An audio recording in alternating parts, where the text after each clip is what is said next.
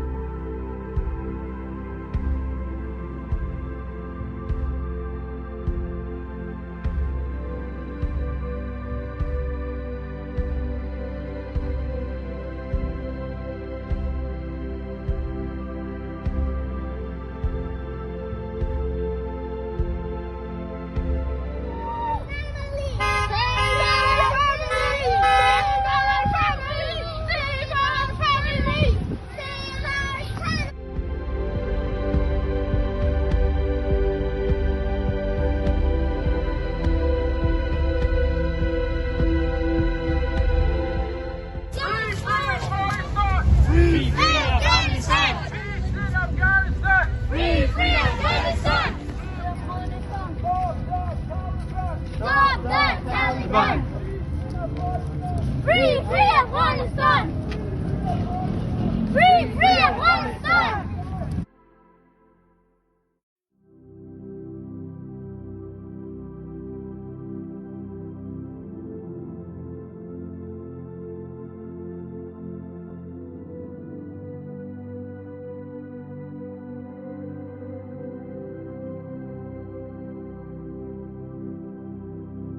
Stop ethnic cleansing! Stop ethnic cleansing!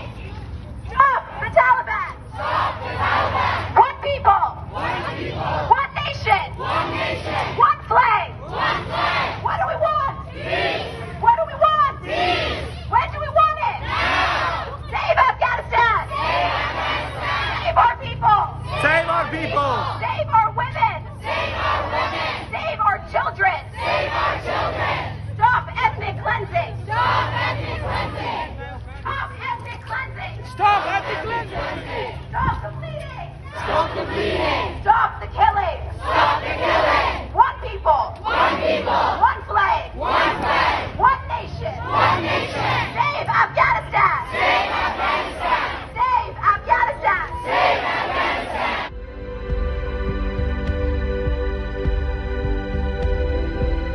Moving against the Taliban! Moving against the Taliban! Stop the Taliban! Stop the Taliban! No to Taliban! No to Taliban! No Afghans left behind! Hello everyone, my name is Mustafa Ahmadi. I am the creator of YT Afghans on Instagram. This is part of the global movement of peace in Afghanistan. And this is in association with Edmonton Afghan Charitable Society. First of all, I would like to acknowledge that we're in Treaty 6 territory. We acknowledge that all the many First Nations, Métis, Inuit, whose footsteps have marked these lands for centuries. I'd like to thank you all for your valuable support and participation today, for standing in solidarity with all the people in Afghanistan. As we all know, recently the Taliban took over Afghanistan. In the past, during the Taliban rule, the people of Afghanistan witnessed a dark era. Violation of women's rights, human rights, ethnic and religious minorities' rights. Now, the people are worried about their future. Unfortunately, in the last 4 decades of war, Afghans have suffered a lot. This war must be stopped now. My dear beloved brothers and sisters in Afghanistan, we hear your voice. We will help you. I repeat, we hear your voice. You guys will not be silenced. We will help you. To begin, I'd like to acknowledge that we're on Treaty 6 territory, a traditional meeting grounds, gathering place, and traveling route to the Cree, Saulteaux, Blackfoot, Métis, Dene, and Nakota Sioux. We acknowledge all the many First Nations, Métis, and Inuit whose footsteps have marked these lands for centuries. To my fellow Canadians, the Canadian Armed Forces, I'd like to take a moment and thank all of you who served so valiantly and bravely in Afghanistan. I want to convey my deepest and most sincere condolences to the families of all our Canadian and allied armed forces who lost their lives in order to make it possible for Afghans to be able to enjoy the most basic human rights. To the Taliban, you have done this before. You came to Kabul on September 27, 1996.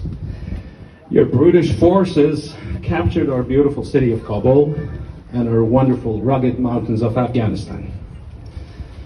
Upon your arrival, you immediately violated one of the most sacred tenets of international law. That's when you stormed the United Nations compound, a sacred international land, where Dr. Najibullah, the former president of Afghanistan, had taken refuge since 1992. You dragged the former president out, executed him before displaying his lifeless body in the center of the city. When you were not recognized by the international community, you started to provide a haven to rejects of society like Osama bin Laden and his terrorist organization Al-Qaeda, which we all know culminated in one of the worst attacks in the history of the US on September 11. After your dreadful 5 years of rule, Afghanistan started to resemble a nation stuck in a medieval time period, with the country having no infrastructure to speak of, no buildings, no roads, hospitals, schools, etc. You were completely isolated from the rest of the world.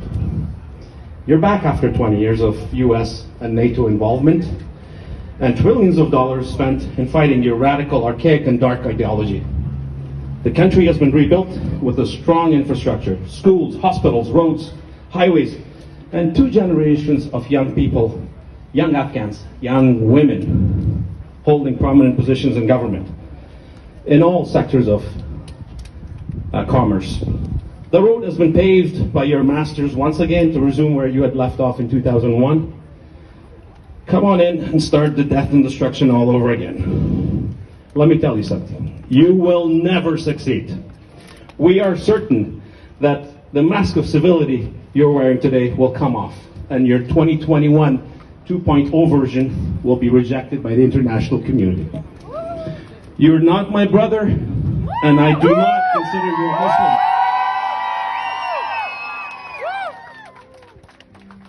You will never be my brother. Will they be our brothers? Will we ever accept the Taliban? To the Afghans still in Afghanistan, if I get emotional, don't laugh at me. My heart aches for you and your families trying to carry on with your daily lives. I know that life will not be the same for your daughters, mothers, sisters, or wives. I know that you have many questions. Who will fill the void left by an inept leadership group? Who will hear the cries of your young teenage girls being forced to marry Taliban fighters? Who will help the widows needing to work but not allowed by the Taliban to venture outside their homes in order to provide for their children? We know that you don't want to witness inhuman acts anymore. We know that you don't want to see the National Soccer Stadium in Kabul to once again become the killing fields of your citizens. We know from 25 years ago all about the atrocities the Taliban committed against you. We will not stop beating the drums of freedom on your behalf. Today, we're knocking on this door, and we will continue knocking on doors of influential people in the world until they hear your voice. We are here for you. We will always be here for you. The international community has claimed that it will not recognize the Taliban government as the legitimate government of Afghanistan. I implore the international community to not recognize this brutal regime and to try everything in their power to stop human rights abuses and to uphold the basic human rights for all. After 20 years of our young girls and women getting an education, crossing oceans and continents and mountains, seeing the world's modern airports, walking through world-class halls of academia in pursuit of an education, in pursuit of a dream to become a teacher, doctor, nurse, first Afghan woman commercial pilot, or simply a contributing member of the Afghan society, the Afghan woman today is once again confined to within the four walls of her home, where she's safe, but for a fleeting moment from the shameless gaze, invasive and unabated stare of the savage Talib. What happens to a country when half of its population is ordered to stay home? If you want to know where a nation stands on the international stage, see how they treat their women. To my Afghans here, the Afghans living outside of Afghanistan, today's rally is the beginning of our fight. Please do not go into hibernation. Do not forget about the millions of innocent lives in danger in Afghanistan. Do not let Afghanistan get buried in the back pages of the world's newspapers. Let's raise our voices, knock on the doors of powerful organizations and nations. The Afghan matter, quite simply, is not a fleeting moment. It is worth our full consideration. Thank you. At a young age, I pored over every book and magazine I could find just to absorb that little bit of information that I couldn't find anywhere else. These were not the days of social media, internet, nothing. No, you had to go to the library, look into a book and find something that talked about us, that talked about our struggle. One thing I never ever had to research was the color of our flag and what it represented. Black to represent our dark and painful past. Red to represent the rivers of bloodshed, standing up and defending our country. And green to represent our prosperous future. The Taliban want to strip us of our identity, our history, our sense of pride, until we are nothing but a mere blank canvas. And with that, we would just be left as prisoners in our own land. We have seen what the Taliban are capable of. None of us forget how they looted our museums, burned our archives, stopped all words of poetry, and silenced every song, all music.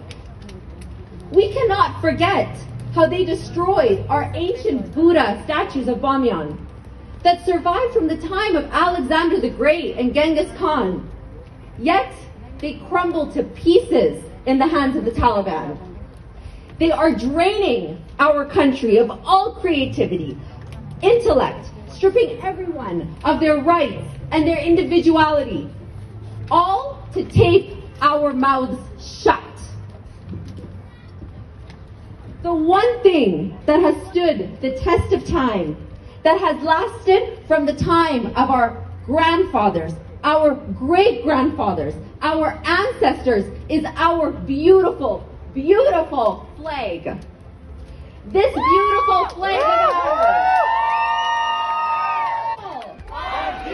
One flag. One flag. One nation. One nation. One people. One people. One flag. One flag. One nation. One nation. Thank you so much. I'm proud of each and every one of you for coming out today. We do not have the luxury that our Italian Canadians, our Japanese Canadians, or other ethnicities in Canada have of living in this great nation and still being able to visit the ancestral land.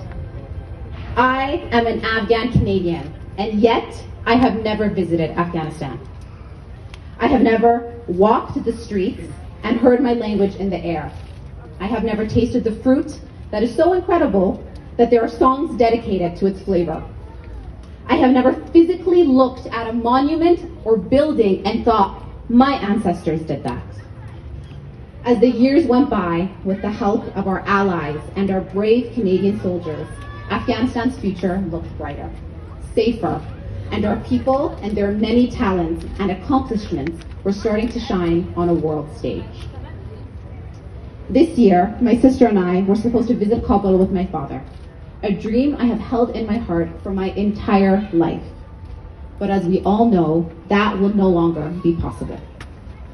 In a long history of war, that small opening has been closed, and I am not sure if the chance will ever return again in my lifetime. I believe that I can speak for all Afghans when we say that this past few weeks has been heart-wrenching. And yet my grief as a young woman in Canada is minuscule compared to our brothers and sisters left behind. The people that have to live this torture every single day. The people that have fallen to their deaths from the sky because that death is more desirable than what was waiting for them on land. Imagine that. What is to come of these people? Our men, our women, our elders, our children, our Hazara, Sikh, Hindu, and other minority groups whom are living in a perpetual fear of a mass genocide at the hands of these monsters. Are we going to turn our back on Afghanistan? Turn a blind eye to the atrocities that will take place? No! What did millions of Afghans die for? What did our Canadian soldiers sacrifice their lives for? What was the point? Exactly. A few years of hope, only to have it so mercilessly slashed away from us? To have the Afghans that helped our allies be hunted down and killed? To have our women and young girls taken from their homes and given to these savages? Is this what we went in there for? Let's be really clear here. There are countries that are extremely happy with this outcome. Yes. Afghanistan's mineral wealth is well worth over $1 trillion. Lithium, gold, copper, and more. All of this is now in the hands of the Taliban. They are saying, we've changed. We're not the same group we used to be. Do not be fooled. This is all lies. The only thing that has changed is their strategy. They are vying for legitimization. And we have countries that have given them that in order to get a fraction of that wealth.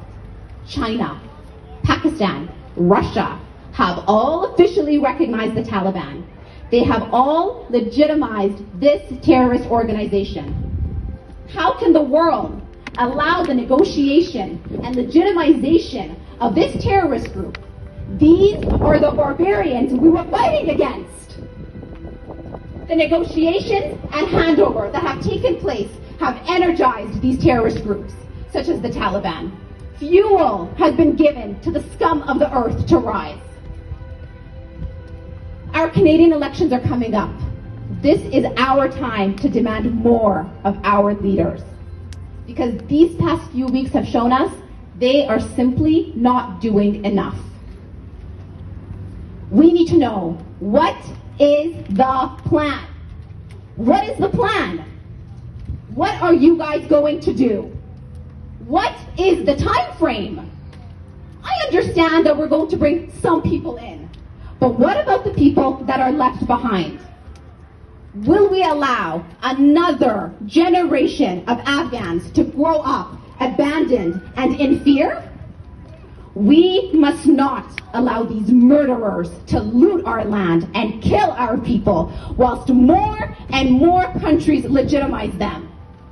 So, what is the plan? We've said it in English and nothing. So since we're in Canada, let's make it clear to our politicians our wishes and demands in French as well, so that there are no excuses for not understanding us.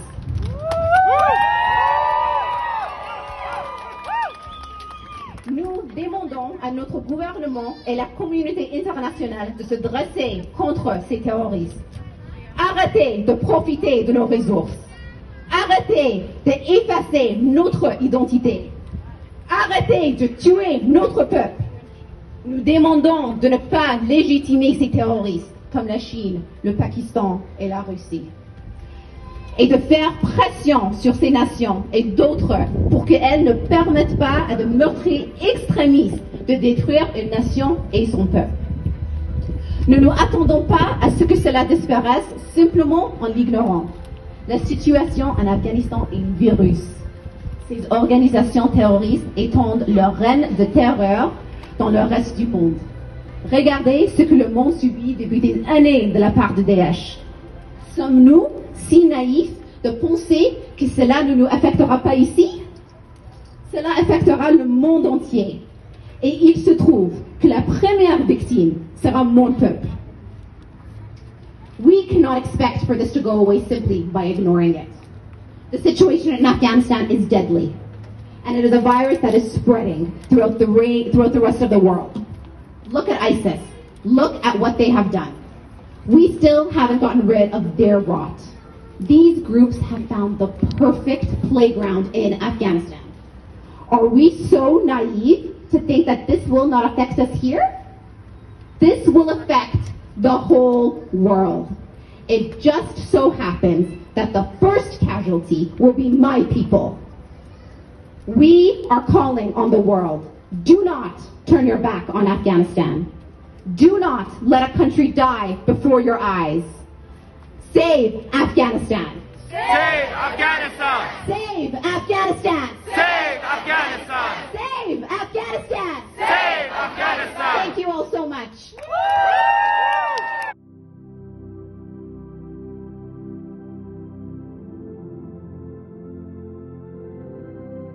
As a Canadian citizen who went to school and lived in Canada for 20 years, I have learned what it means to be Canadian. And I, along with many others, feel disappointed in the lack of effective support for the Afghan people by the Canadian government.